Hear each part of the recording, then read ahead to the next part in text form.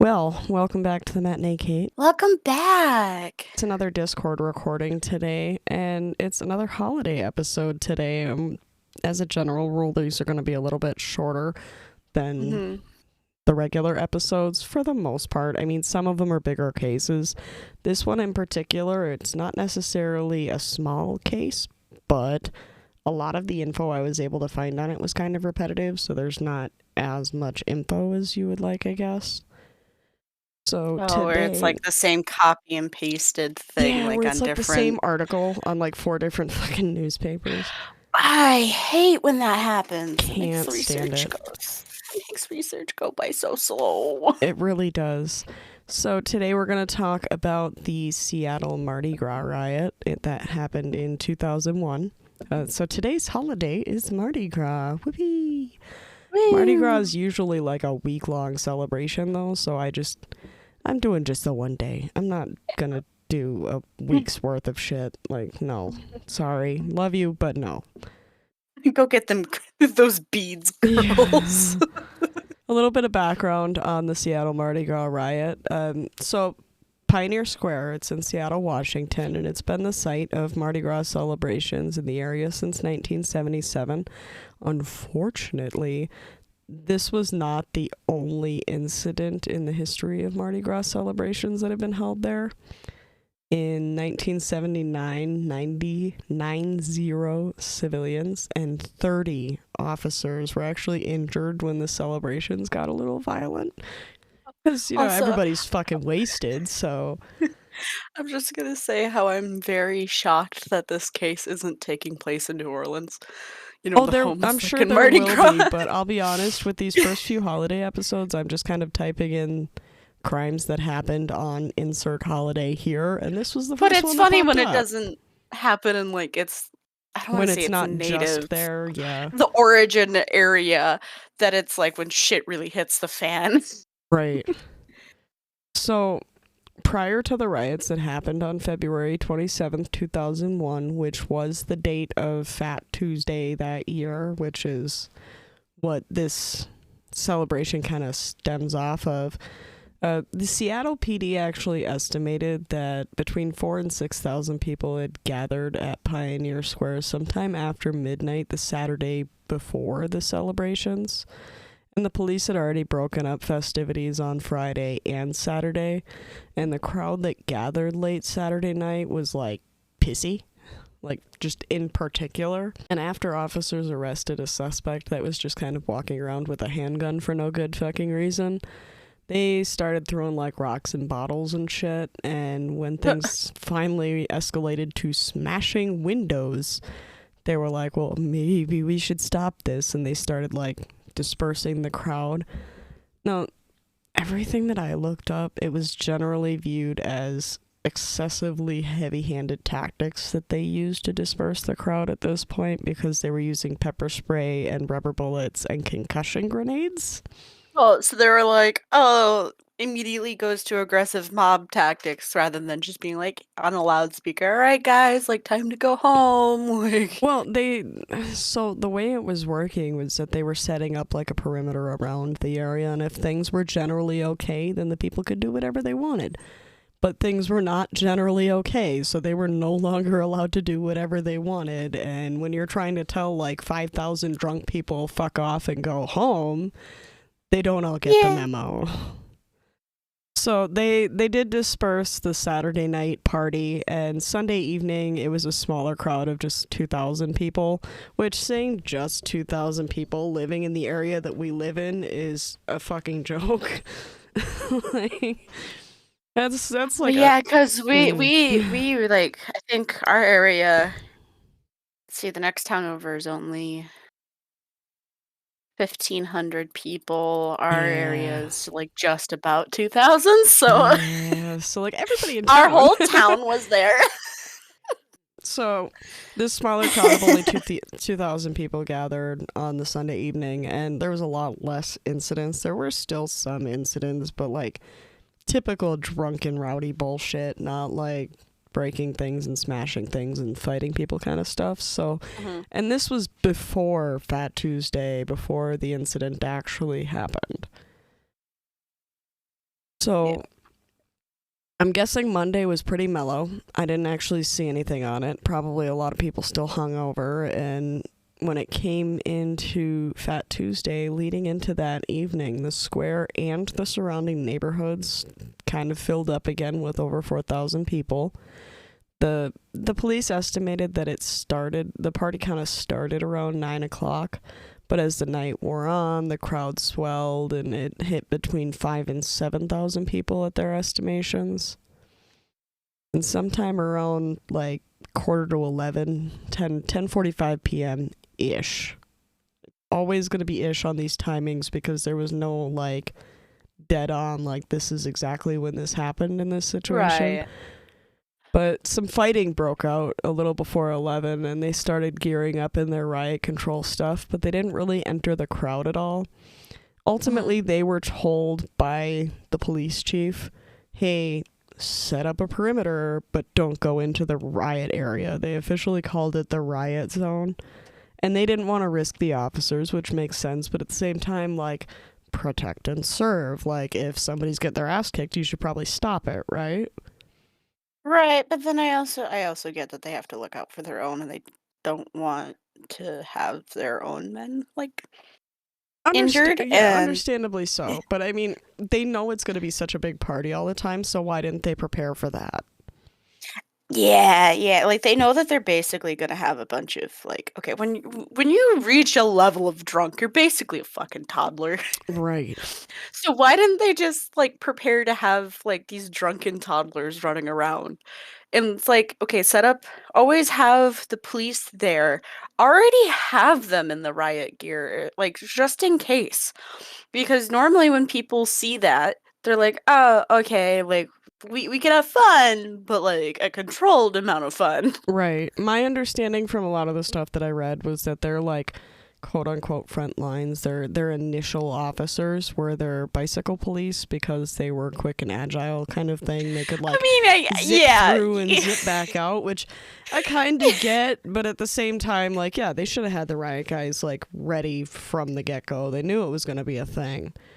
So they all set up with their riot stuff, and they just, everything I saw said they rarely entered the crowd, and they just kind of formed lines like do not pass to kind of be like, I'm the authority here, like.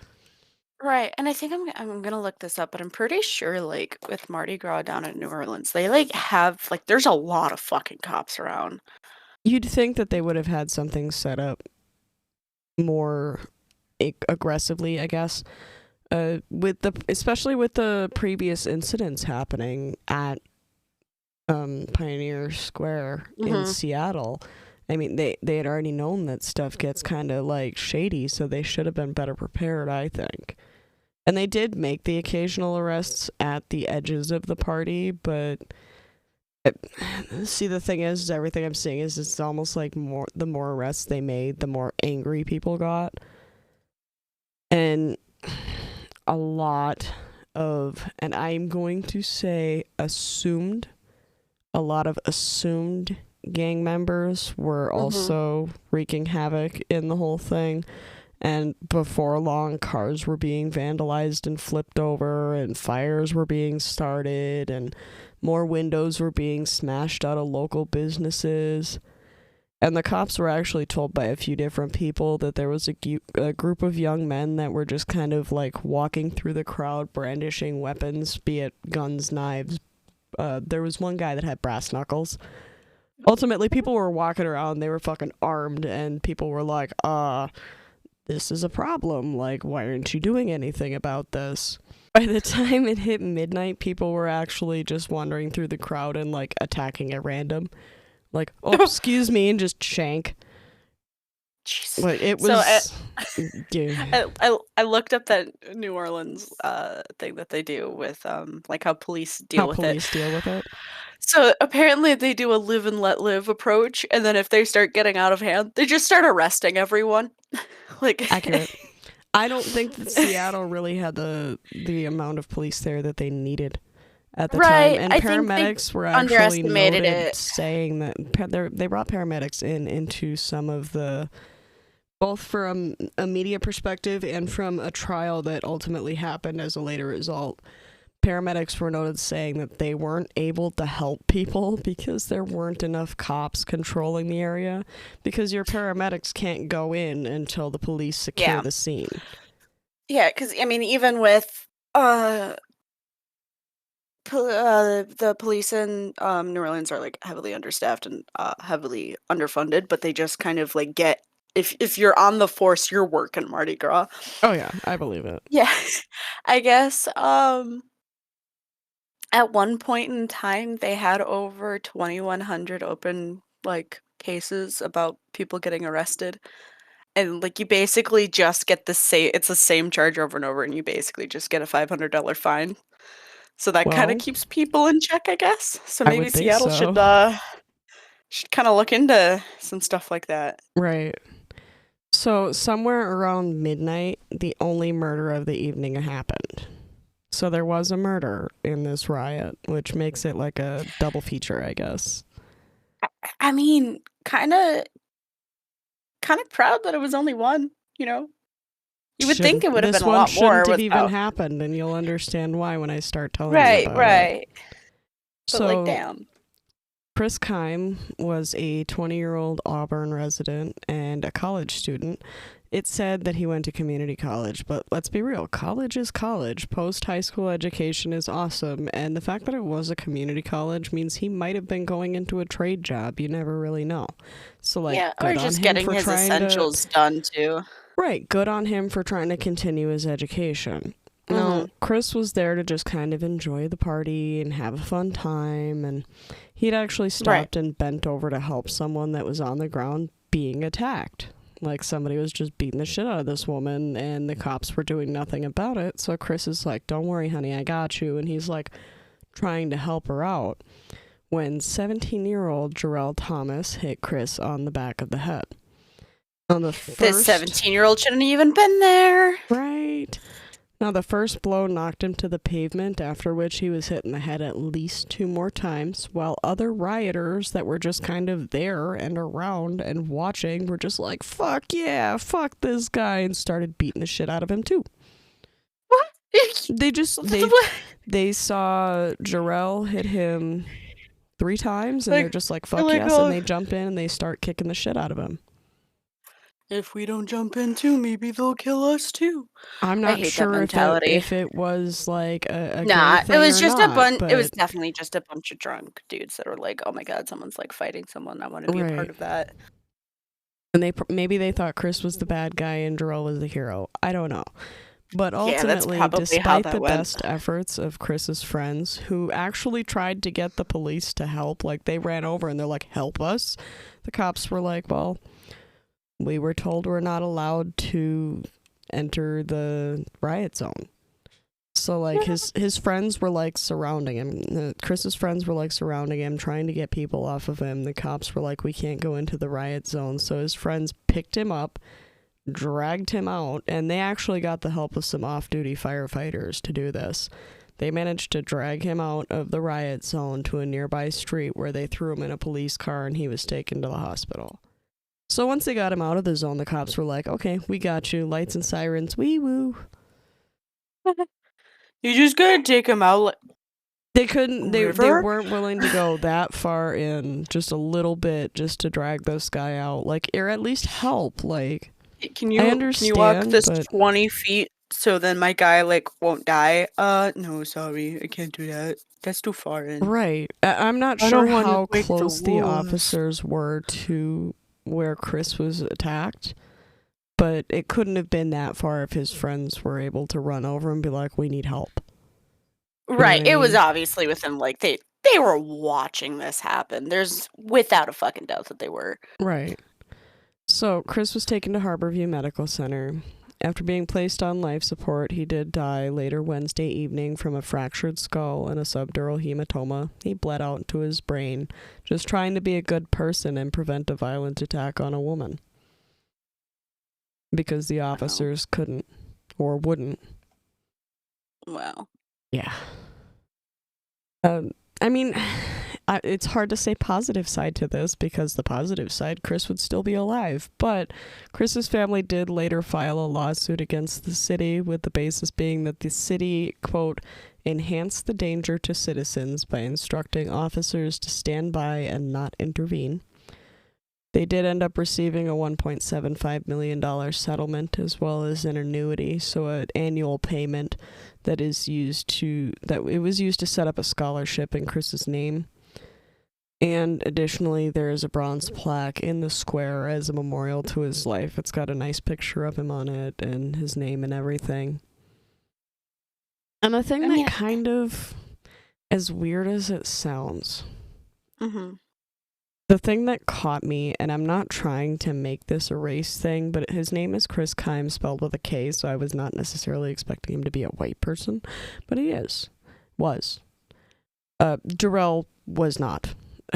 So in a way, it almost seems like it has the potential to be a race thing, but I don't think it was. I think it was just a spontaneous attack. So, okay, so then I have my facts together. So the guy that killed Chris, he was the one that was attacking the woman? That detail is unknown to me. So I'm wondering if this other dude, potentially, or this other person that was attacking the woman that Chris went to go help, maybe it was a initial misunderstanding of, what was his name, Jarrell Thomas, I believe. Thought Chris was the one, like, just sees him bent over a woman, doesn't see, because he was hit from behind, doesn't see that Chris is just trying to help this woman up and everything like that, and that he was just like, oh shit, and just. Kate, I appreciate what you're going for, but I can tell you right now, Jarrell is not a good person. Okay, well, or he just saw someone that he could easily take advantage of.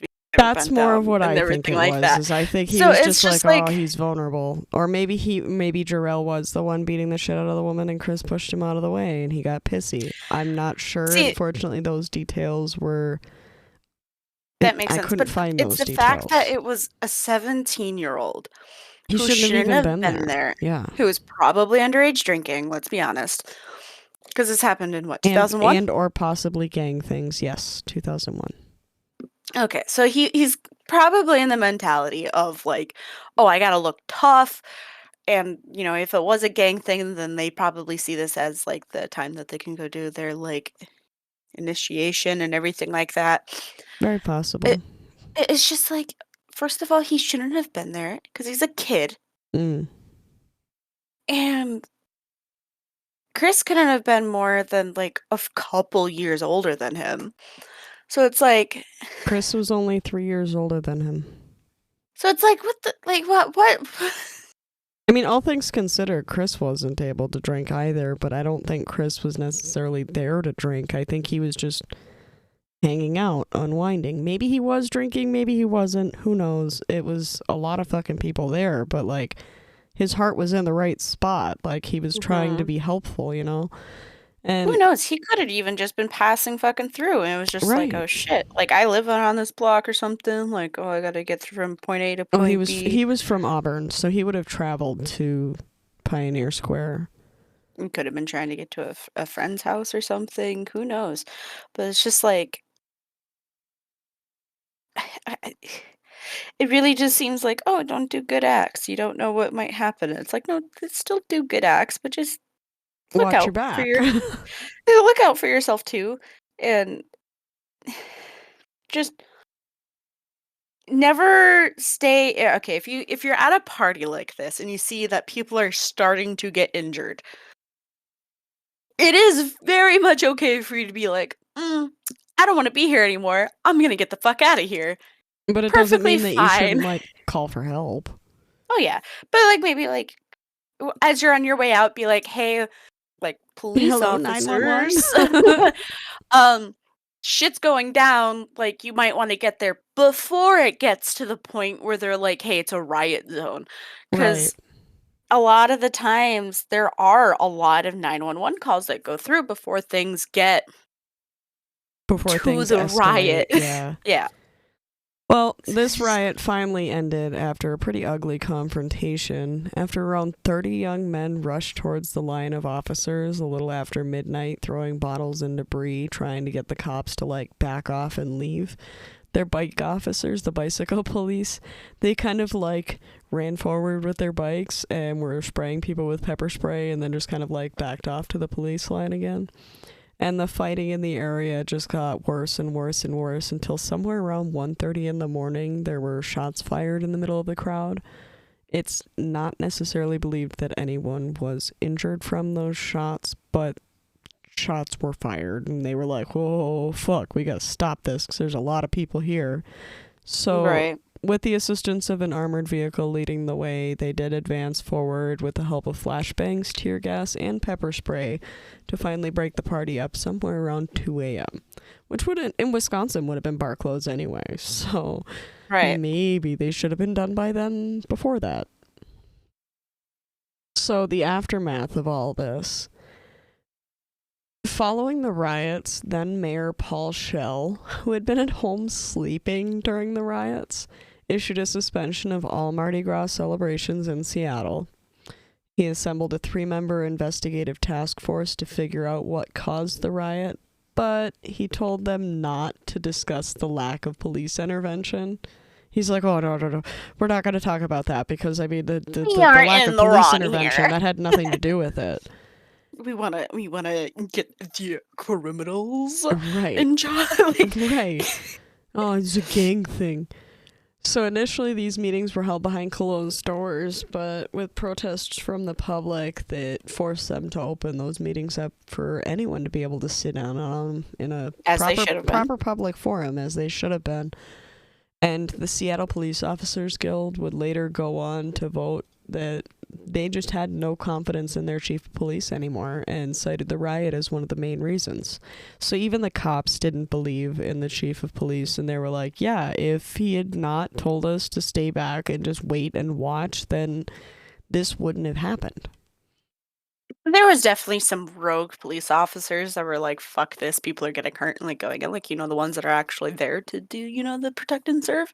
Right. Not the, I peaked in high school and I want power still and join the force. I know a couple of those people. Yeah. But it's like, that would be like the biggest thing of like, this police chief just ain't it when like they're literally telling you like, hey, don't do your job. Right.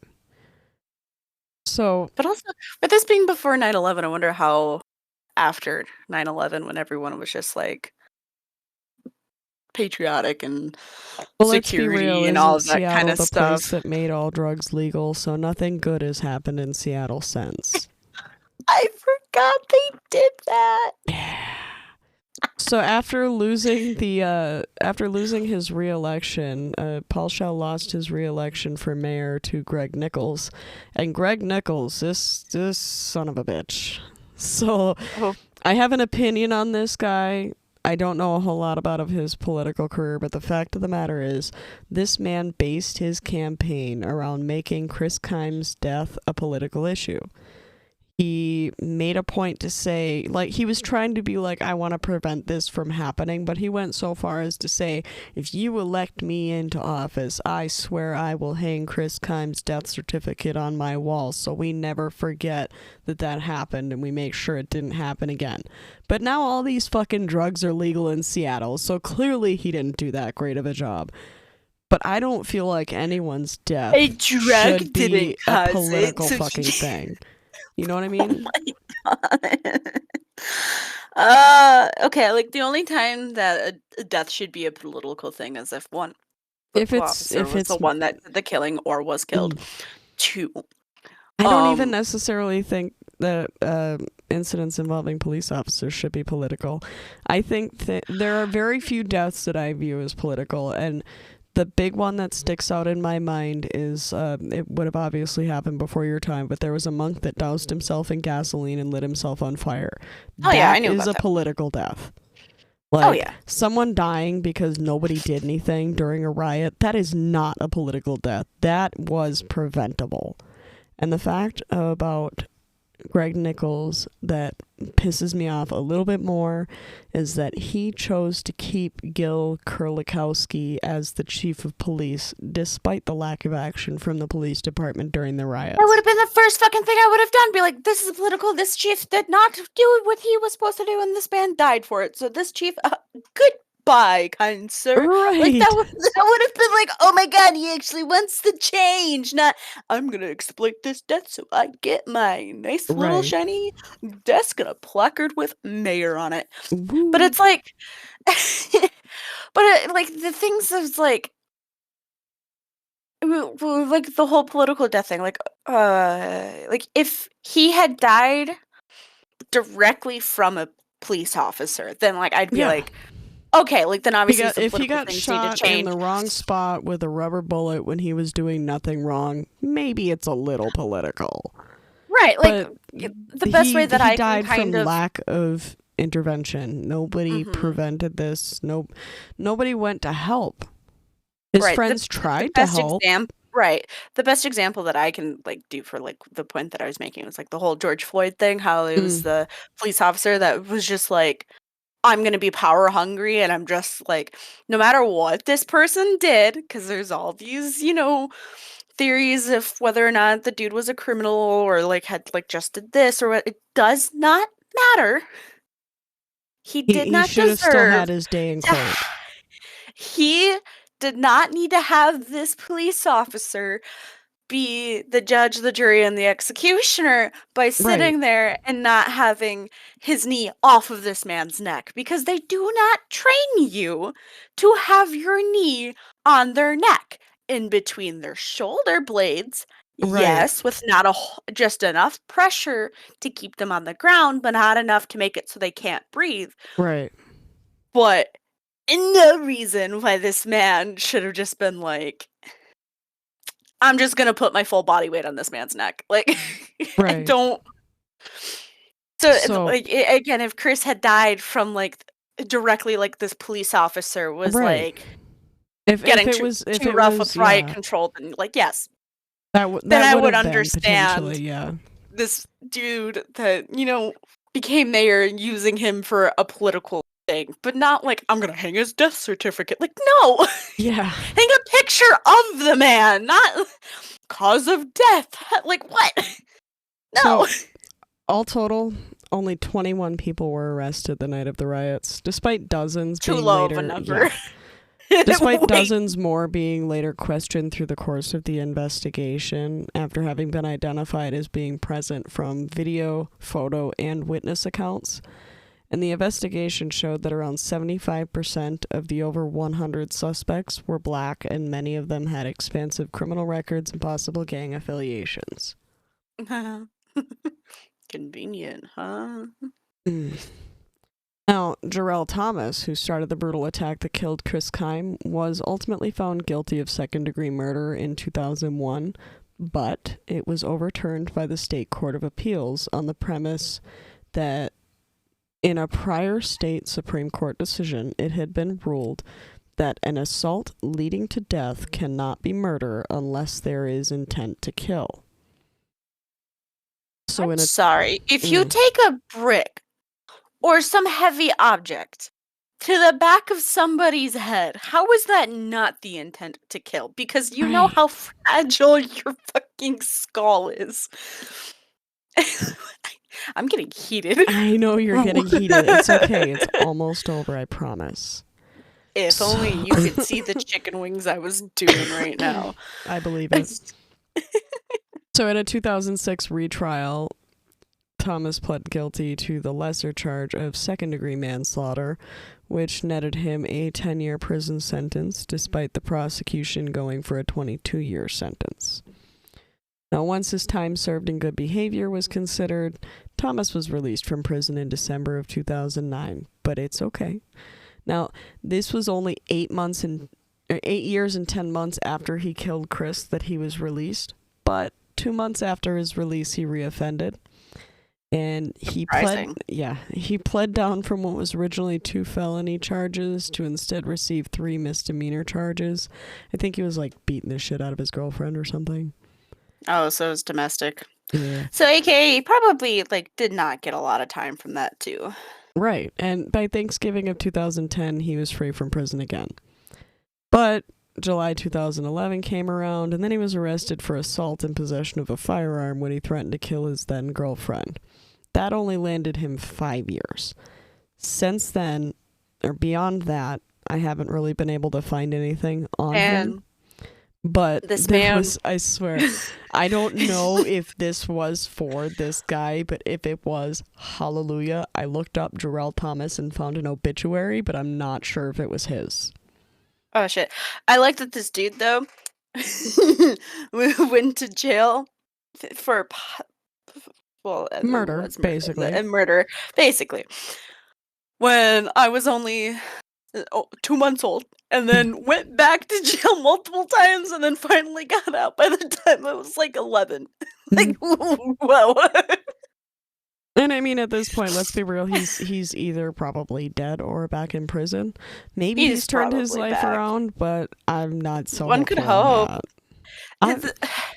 The fact not that he trying to went be to a jail pessimist when he here, was but- already okay, by the time he probably actually went to jail, he was probably already 18. From that young of an age to going straight into like the prison lifestyle and all of that kind of stuff, and like the culture that's within prisons, because it yes, there becomes is so culture within easy to prisons. like only know that culture. You only know violence. That's the only thing you know, because he never got to experience anything else. So I'm not shocked that he reoffended. And that's why I personally believe, like, between certain ages, depending on the crime, because obviously if you have like a 16-year-old that goes out and like murders 3 people or something like that, then like this doesn't apply to them. But for like petty crimes, Things like I feel like, theft or like maybe yeah, Grand between Theft certain Auto. ages, I feel like it should be more of a rehab, quote unquote, finger quotes rehab center, that you're still serving time, but like you're still But you're in a learning better social out. setting. You're learning outside stuff. You're still like, they force you to. You're learning a trade. Like, you Right. after this, if you want to learn something else, then you can learn something else. But we're making you productive. You're gonna learn how to do taxes. You're gonna learn how to write, do all of this other stuff to still keep them in that I'm in the actual world. I'm not in a prison, but I'm still, serving time, doing all this kind of stuff. Throw some community service and like mandatory community service. And then like if they volunteer for more, like maybe a little bit of like time off the sentence and everything like that. So then these kids, because I'm talking like probably between like 16 and like 23, because those are those years where you're really like, you're trying to figure life out on your your own adult now. brain is slowly starting to come in. Hi, Larry. Didn't realize he was in the back of my chair. I just heard purring that kind of scared me. But it's like, so then these kids can get out of, this facility. I'll just call it a facility. And they can go get a job in like a trade or something like that. And they can be a part of society without Right. thinking like, oh, I have no footing. I don't know like what I'm going to do. I have no support system, especially for those kids that don't have a support system or were a part of like gang violence or something like that. So it's like, they're better suited to go into the real world, and they're just like, okay, here's your clothes, here's a Ziploc bag of your stuff, here's like a check for $200 that you made while working here, goodbye. Like, Well, honestly, a lot of the time, the money that they make there ends up going back for fees. There's a lot of people that yeah, get out of prison and they end up having to pay back money to the prison. I think because like which where Teddy I works, kind of feel is they justified. yeah, like what they have, I believe this is how this works. They, for their work program, they get, I think like 10% goes towards fees and stuff like that. Another 5% or something like that goes towards like basically to feed them. And then another percentage goes towards a savings account for when they get out, and then goes towards like their commissary. Okay. So they still get a decent chunk, but they're still paying off stuff. Because, like, a lot of the Right. times that's when, like, if you have fines, but you're still going to jail, that's when it gets paid off. Makes sense. I mean, maybe I'm just kind of a bitch. Murder is murder is murder. I don't give a fuck how old you are. Oh, yeah, that's why I said, like, for petty crimes. Yeah. Like, or if it was, like, a self-defense thing, but they're still doing time, which, I mean, fuck, that shouldn't exist. But it's, like, depending on the situation. Right. There's always exceptions. There's always rules that Fuck need to the be rules. followed. But it's, like, if you have someone that, like, they're getting raped and they kill the rapist, then, like, obviously I don't think That they should totally do jail makes time. sense to me, yeah. So it's, like... You've already been punished by being raped. Right. But in the situation to where it's, like, you're a child and your father or father figure or person in your life is attacking another person in your life in, like, a domestic thing, and you as a child go and you're like, I'm gonna end this, and shoot them, because at that point it depends on the state of whether or not it's self-defense or defense of another, Right. because certain states have different laws on that. Then I think that would be the instance where they would, like, yes, if they do get charged with that murder charge, then they could go to that place where they get reformed. Makes sense. Because it's not like they cold-bloodedly did it. They're like, this person, like, could potentially kill, like, my mother or my father or, like, sibling or something like that, and they Right. kind of do it in defense of another person, but it would be in those states that doesn't recognize that. But see, we did an entire episode on why I don't necessarily think reform school is a good thing. Oh no, reform school's completely fucking different. This would basically be like a college, but with, like, barbed wire outside. Okay, so prison. So school. Yeah. But it's Well, like, let me wrap this up a little bit, because you're gonna keep going on a rant for like the next 20 minutes. So But this it's like- was the Mardi Gras case on the Seattle Mardi Gras riots that happened in 2001. I'm gonna save everybody from Kate just going on and on and on and on and on about. I understand you're heated. We will see you guys tomorrow for the Valentine's Day holiday episode. We're doing that one on Oscar Pistorius. You should have already seen the social media post on it if you follow What a us name. on. I know, right? You should have already seen the social media post on it if you follow us on Facebook or Instagram. And we are also on YouTube now, which means that in the future there are going to be more visuals coming into some of the cases. We're going to be doing some, like, small stuff on the YouTube. And that being said, the stuff that's on the YouTube will only be accessible on the YouTube. So if you want to check that out, find us on YouTube with the Massacre Matinee. And, like, possibly if we have, like, pretty big cases and we have a lot of visuals that are showing each other, that's probably when we'll... It also depends on how much I those. feel like editing, though. Let's be real. Yeah. This is kind of where I'm going towards, like, possibly for Jonestown we'll have some visuals that, you know, kind of go within YouTube guidelines, just because there's a lot of stuff that cannot show, like the pictures of the aftermath of Jonestown. But do follow us for that. Absolutely. We'll have stuff there. It's gonna be fun, albeit a bit morbid. So we will see you guys tomorrow for the Valentine's episode. Bye. Bye.